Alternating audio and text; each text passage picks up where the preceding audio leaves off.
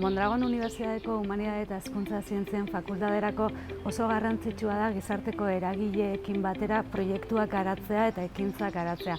Irakasle bezala eta bai gure ikasleentzako ezagustaraztea ze erakunde mota dauzen eta gizarteko parte dien beste hainbat kolektibo ere bizibilizatzea. Zentzu horretan, inklusioaren bidean, gure gizartearekiko daukagun konpromezuarekin, implikazioarekin bat atozen balio horiek indartzeko ere balio dozku eta aukera ikaragarria da guztiontzako bizualizazio lan hori gure erakundean bertan egin ahal izatea. Gaur hemen ikusi dugun erakusketa, 15 egunetan ikusgai dagoen erakusketak erakusten dau Aspazeren ibilbidea 50 urte hauetan. Ordutik hona, zer lortu da? Zerbitzu izugarri bat emoten dauen erakunde bat, da gaur egun Aspaze, familien elkarte bat da, baina bai esango nuke, bai dela erakunde bat nolabait ez dela horren beste ezagutzen, gure Gipuzkoa honetan.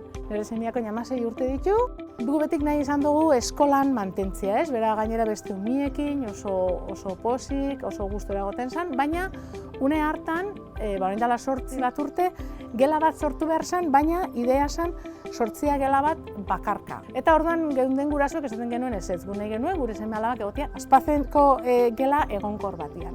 Hor lan asko egin zen eta Eskoriatzako Luis Ezeizak leku eukan, izugarrizko lanerako gogua, egiz esan hor klaustron aldetik izugarrizko laguntza aurkitu geben, eta lortu geben, tximeleta gela hontan gure seme-alaba urte egon zen, eta gero horrek erakarri eben Arrasateko Institutuan beste 4 urte, hau da aurten bere 4. urtea 2. hezkuntzako eskola batian. Tximeleta gela da garrantzitsua aurrekin egon behar dutelako, lehenengo puntua.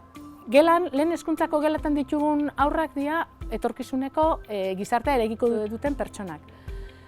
Eta pertsona horiek ezagutzen badute aniztasuna bere osotasunean, gizarte hori eraikitzen duten unean kontutan izango dituzte, ezagutzen dituztelako.